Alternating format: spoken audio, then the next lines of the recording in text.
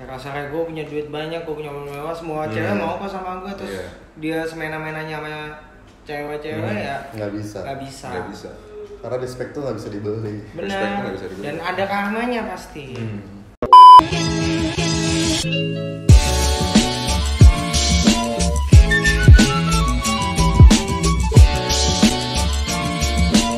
Nah, cerita selanjutnya Bang, yang hukum karma baik ya? Karma baik, jadi waktu itu ceritanya gue ikut arisan yang dimana sebulan tuh 1 juta. Oke. Bulan 1 juta, terus udah gitu gue waktu itu ada beli baju sama sepatu di teman gue. Pokoknya total itu gue harus bayar 3 juta. Dari temen gue udah ngepres kayak tolong ya besok soalnya gue mau muterin barang lagi nih, maksudnya baju atau sepatu kan. Gue mau muterin ini lagi, tolong dibayar. Oh ya udah, oke. Gue dengan pede bilang kayak gitu. Pas arisan juga, karena 2 hari lagi arisan udah mulai bayar tuh. Sedangkan waktu itu pemasukan gue 0. Gue bilang anjing gimana nih? Apa gue jual iPhone gue nih segala macam bla bla bla. Duit di ATM gue sisa 300.000. Endingnya gue lari nih di GBK dari jam 5-an sampai malam lari di GBK. Habis lari di GBK gue ke Blok M. Oke. Nah pas gue lagi jalan ke Blok M ada teman gue di penjara. Dia WA gue, dia bilang kak gue minta tolong, keluarga gue nggak ada yang jenguk gue, udah nggak peduli sama gue, teman-teman gue yang lain juga udah nggak peduli sama gue, kayaknya cuma lu doang deh yang peduli. Digituin gue karena ya gue minta tolong banget deh berapa aja, karena kalau enggak gue nggak makan dan gue digebukin di dalam sel. Gitu karena dia nggak ada kontribusinya di dalam sel kan. Udah begitu ya udah gue kirim lah 100.000, berarti sisa duit gue 200.000 doang. Habis itu gue isi bensin 50.000 nih, sisa 150.000. Gue ke Blok M, gue beli makan. Makan tuh gue ingat banget gocap lah, katakan gue beletin. Makan gocap, sisa cepet dong. Cepet ini gue beliin Marlboro putih. Sama gue beli Marlboro putih 30 ribuan, berarti sisa 70. Pas sisa 70, gue mau pulang, ada pengemis cewek, gue ingat banget. Dia bilang, om bagi duit dong, bagi berapa aja seikhlasnya. Soalnya saya sama adik saya belum makan, saya anak yatim piatu. Bilang kayak gitu. Dengan gue yang empati gue tinggi, ngeliat orang nggak bisa makan, sedih ya kan. Gue kasih lah 30.000, gue kasih nih 30.000 nih. Berarti sisa 40-an, gue pulang lah. Terus pulang di kamar gue pusing lagi nih. Anjing, besok gue harus bayar 3 juta. Gue dapet duit dari mana? Apa gue jual iPhone gue ya? Udah deh fix deh, besok gue jual iPhone gue deh. Berapa bodo amat. Gue pakai handphone Bluetooth, bodo amat. Yang penting gue gak punya utang. Sesimpel itu gue dulu. Malamnya gue main PUBG. Temen gue bilang, bro itu mobil bokap lu jadi dijual nggak? Jadi waktu itu bokap gue emang mau jual mobil kan. Oh jadi. Oh ya udah kirimin aja fotonya segala macam. Nanti gue iklanin. Itu malam tuh. Malam dia bilang kayak gitu. Paginya nelpon gue. Dia bilang, bro, lu bisa datang nggak? Soalnya ada yang mau lihat mobil. Sama kayak gitu. Oh bisa. Ya udah gue datang dong ke rumah bokap gue. Gue datang segala macam. Gue juga udah kontak bokap gue kalau ada yang mau lihat mobil. Udah nih, itu selang 2 calon pembeli, itu langsung laku tuh mobil. Anjir. Dan lu mau tahu gue untung berapa dari laku tuh mobil? 30 juta. Anjir, 30.000 ke 30 juta, 1.000 kali lipat. Wah gila sih. Padahal lu gak minta apapun ya? Padahal gue gak minta apapun, gue ngasih ke orang juga ikhlas banget. Kayak ini kasihan orang kelaparan. Gila sih. Sedekah ya? Yes, itu the power of sedekah. Itu karma baik lo sih. Itu nyata sih, gue percaya sih. Karena mungkin lo juga punya. Gue pernah sekali nih, waktu itu ya, gue kehidupan kuliah gue hidup dari beasiswa. Lo tau lah susahnya gimana gitu.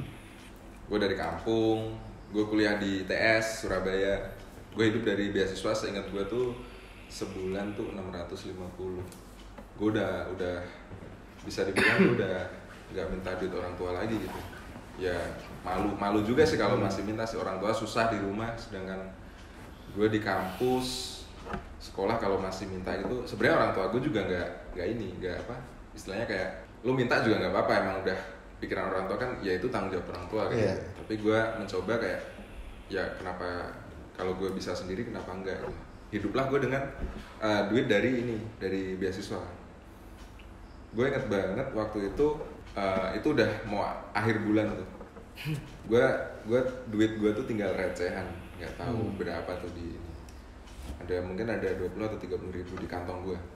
Nah pulanglah gue dari kampus. Gue dari kampus ke rumah tuh jalan kaki pulang, nggak ada motor gue, nggak ada motor. Akhirnya jalan kaki. Waktu jalan kaki, jadi di ITS tuh ada jalannya tuh agak gede gitu. Orang lalu lalang tuh bisa naik motor. Tiba-tiba ada bapak-bapak ngeberhentiin gue. Oke. Dipanggil-panggil, mas gitu. Nengok dong gue refleks. Akhirnya gue samperin tuh bapak-bapak. Kenapa pak gitu? Saya boleh minta uang bensin nggak gitu? Bensin saya habis, saya nggak bisa pulang gitu. Iya. Entah kenapa kayak gue nggak mikir apapun, meskipun gue nggak tahu duit gue di kantong berapa. Akhirnya gue rogoh tuh kocek di kantong, gue ambil ada 30 ribu. Kalau gue kasih semua gue bunuh diri dong. Iya.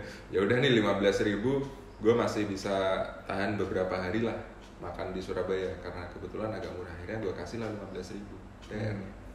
Gue jalan lagi, nggak lama gue lihat lagi ke belakang, orangnya nggak ada. Apakah karena dia titisan Valentino Rossi, gue nggak tahu. Nggak ada motor apa, udah nggak ada orangnya. Itu siang-siang? Itu siang-siang. Kalau mistis sih nggak mungkin. Nggak mungkin. Itu siang-siang, orang masih rame di situ. Gue inget banget tuh di depan ini biologi. Depan biologi yang apa? Biologi sini tuh apa olahraga gitu. Gue udah lupa ITS layoutnya gimana. Yang paling inget tuh gue di pojokan tuh di biologi. Nah di situ itu nggak selang berapa lama setelah itu gue dapet job pertama gue. Ketika gue masih mahasiswa. Anjir. Gue dapet job pertama gue, tapi emang job itu yang bikin gue telat kuliah sih. Gue lulus 5 tahun gitu. Jadi setahun tuh gue ngegawe nyari kerja. Nah di situ untuk kelas mahasiswa di kerjaan pertama gue, itu kerjaan yang bisa dibilang impian gue banget. Keliling Indonesia, makan minum ditanggung, gaji utuh sebulan sekitar 10 juta. Itu gaji pertama lo ya? Itu gaji bisa dibilang karir profesional pertama gue. Gue selama ini menyambung hidup di kampus tuh dengan ngerjain proyekan. Itu 10 juta di situ tuh nggak murah men. Nggak murah. Itu bagi sampai gue sekarang pun juga lumayan. Gitu. Ya bagi gue sebagai mahasiswa waktu itu itu udah gede banget. Dan itu bersih. Lo hidup ditanggung karena gue kerja tuh dari satu hotel ke hotel yang lain. Gokil. Jadi biasanya hotel baru buka nih. Gue pernah ke Lembang. Gue pernah tuh ke mana lagi ya? Ke Riau, Pekanbaru, kayak gitu. Jadi ya gue tidur, makan, boker di situ. Akhir bulan dibayar pun. Sampai ya sebegitunya. Itulah the power of sedekah ya. Iya, lu kasih ya lu maksud gue kayak kalau lu ada banyak ya lu kasih banyak gak masalah. Ya lu ada dikit lu kasih juga gak masalah gitu. Lu ada banyak ya lu kasih banyak. Kalau lu ada dikit ya nggak usah lu paksain kasih semuanya. Yang penting kayak ikhlas. Lu ikhlas, seberapanya lu ikhlas lu kasih, pasti balasannya lebih manis dari yang lu kasih. Benar. Itu sih. Karena berbicara tentang sedekah juga mungkin kayak banyak orang gitu bang ya, ketika dia pengen bersedekah tapi niatnya untuk dilipat gandakan, menurut gue itu yang salah sih. Salah. Iya salah. Karena gini loh, Allah Subhanahu Wa Taala tuh ngebalas kebaikan kita. Terkadang kayak kita berdoa, ya Allah semoga saya diberikan rezeki yang melimpah segala macam. Orang tuh yang ada di mindset manusia adalah uang. Padahal bukan. Lo dengan cara lo bersedekah, Allah tuh kalau secara langsung ya, lo sakit-sakitan apa enggak? Enggak kan? Itu salah satu rezekinya dari Allah. Lo dapet teman baik, lo dapet circle yang baik, itu udah rezeki dari Allah. Segala macam. Atau mungkin tiba-tiba usaha lo naik, karir lo naik. Itu bukan semuanya tentang uang menurut gue. Kalau lo berbuat baik itu karma baik tuh nggak semuanya tentang uang. Iya. Dan lo tahu kan kayak ya kita lihat orang-orang jahat lah di sekitar kita aja lah, si ini brengsek, si ini brengsek, hidupnya gimana? Ya di situ-situ aja gitu, stuck, udah nggak kemana-mana. Nggak kemana-mana udah gitu aja. Atau orang kaya banget yang kita lihat kayak ternyata tiap bulan ke rumah sakit. Yes, jadi ada orang yang takut, orang kaya yang takut bersedekah itu banyak. Banyak banget. Kayak kasarnya pelit lah ya. Itu tuh secara langsung mungkin yang di otaknya dia ngapain gua ngasih. yang ada nanti kekayaan gue berkurang. Itu padahal salah. Sedekah tuh nggak bikin lo miskin. Nah, dengan cara dia tuh nggak pernah sedekah, even pun dia kaya, tapi Allah kan nih maha yang tahu, yang punya rencana. Siapa tahu kekayaan itu ujian dia. Iya, endingnya diambilnya dengan apa? Iya. Dia sakit. Karena juga banyak dia juga ketipu. kayak gitu bang, dan kayak koruptor gitu. Ya itu banyak kan di belakang itu dia itu punya anak. Si koruptor ini sering banget nangis dan dia punya anak yang cacat gitu. Karena dia menghidupi keluarganya dengan uang haram. Iya benar. Kayak gitu. Kayak nggak bakal worth it dengan kekayaan lo gitu. Jangan sampai kayak mikir dunia tentang duit aja. Benar. Korupsi, bahkan mereka juga ya makan uang rakyat itu kan kayak anjing sih. Benar. Sedangkan nggak ngelihat gitu rakyat tuh di bawah tuh ya Allah. Ya kita nggak usah kalau ngomongin korupsi nggak usah jauh-jauh harus ntar di neraka gimana surga neraka, enggak. Lu kemanusiaan aja lah. Yes. Lu efek dari duit yang seharusnya dijadiin jalan bagus, jembatan bagus, tapi karena dikorupsi jembatannya rusak, tiba-tiba patah, ada orang yang mati. Iyalah. Oh ternyata yang mati itu kepala keluarga. Aduh. Di rumah harus ngidupin berapa anak, ada istri. Kasian. Mereka tuh mikirnya pendek, ya udah yang penting gue seneng kayak gitu kan. Benar. Itu anjing sih. Asli. Kayak gitu. Nah bang, tentang karma gitu bang, kayak menurut lo sepenting apa sih karma dan lo percaya banget karma atau enggak sih? Penting banget, dan gue orangnya percaya banget sama yang namanya karma. Makanya gue takut berbuat jahat sama orang, dan gue takut juga kayak ngerendahin orang, bahkan ngomong jelek kayak orang gue nggak pernah. Gue tuh tipikal orang yang suka bikin nyanjung orang. Dan gue tipikal orang yang suka mendoakan orang. Karena di saat menyanjung atau mendoakan orang itu merasa senang. Dan itu sama aja lo mendoakan diri lo sendiri. Karena orang senang. Terkadang kalau kita berdoa, ya Allah saya minta jadi orang kaya banget, segala macam bla bla bla. Tapi hidup kita gitu-gitu aja. Itu kita harus koreksi diri kita. Berarti ada perlakuan kita yang nggak baik. Tapi kalau misalkan lo baik sama orang segala macam, lu ngomongnya juga baik, kayak misalkan Sam, lu pasti bisa nih jadi orang sukses, padahal gue sendiri belum sukses, itu bakal kayak ngedoain diri lu sendiri. Terkadang doa yang kita habis sholat itu Allah nggak dengerin karena hati kita belum suci. Tapi terkadang omongan kita yang secara kita nggak sadar itu yang didengar sama Allah. Makanya gue percaya banget karma baik sama karma buruk. Jadi buat kalian ya berbuatlah baiklah sesama manusia, saling ngebantu, nggak boleh ngejatuhin, nggak boleh sirik. Kalau misalnya hidupnya mau naik ya harus begitu sih. Harus sama-sama support lah. Nah menurut lo sama Bang Bran, ya karma gue juga awalnya kayak sebenarnya dari perasaan cinta sih itu gue bener-bener kayak berubah. Jadi ketika ini mungkin closing statement cerita dari gue ya, karena dari tadi kalian cerita. Jadi pas gue SMP, SMA itu bisa dibilang ya yang gue hitung dan gue inget aja nih itu mantan gue 50, gue gak tau yang lebih. Jadi gue ketemu dengan cewek nih di SMA kelas 3. Ini cewek mungkin bisa dibilang cinta sejati gue. Karena dia ini bener-bener kayak beda banget. Bukan sembarangan cewek di mata gue gitu. Nah cewek ini tuh kayak bahkan orang tua dia pun udah kayak bukan lebih dari percaya, lebih dari percaya lah dia dengan gue. Bahkan orang tua dia tuh udah kenal orang tua gue juga. Bahkan juga kayak ada suatu saatnya gue misalnya ke Bandung nginep pun mereka juga oke gitu ketika SMA mau nginep di mana. Bahkan ada suatu saat di ruang tamu gue kan selalu malam minggu tuh selalu tidur di rumah dia gitu. Bahkan hampir tiap hari pun tidur gitu bang, kayak santai banget. Gue tidur di ruang tamu, tapi ada saatnya di ruang tamu itu kedatangan tamu sama orang tua dia, gue disuruh tidur sama dia cuy.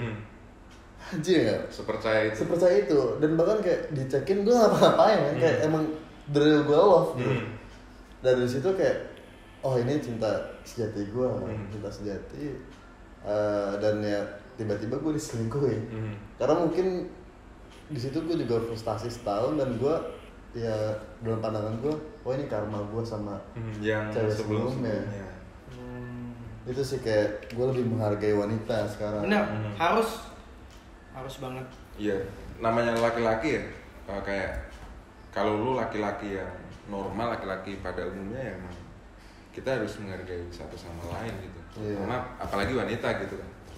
Jangan sekarang kan banyak tuh orang yang kayak dengan apa yang mereka miliki mereka memanfaatkan itu Benar. gitu. Parah. Gak ada respect-respectnya gitu sama sekali sama wanita. Ya kasarnya gue punya duit banyak, gue punya mobil mewah, semua cewek mau kok sama gue terus Iya. dia semena-menanya sama cewek-cewek ya Nggak bisa. nggak bisa. Nggak bisa. Karena respect tuh nggak bisa dibeli. Respect tuh Benar. nggak bisa dibeli. Dan ada karmanya pasti. Kayak gitu aja. Oke, jadi teman-teman itu juga mengedukasi dengan cara yang berbeda ya. Jadi Iya. teman-teman bisa cerita juga nih pengalaman karma apa sih? Mungkin ada yang lebih parah lagi, Benar. atau mungkin dari temennya yang punya cerita tentang karma, mau baik atau buruk, bisa komentar di bawah ini. Jadi cukup sekian buat topik nextnya bisa dibicarain sama Bang Roman atau Bang Ben Iya. tentang apa? Kalian komentar juga. Oke. Dan sampai sini aja, jangan lupa untuk apa Bang?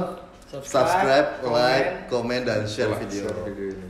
Dan jangan lupa nih, good beef. Gitu. See you See you, guys. guys.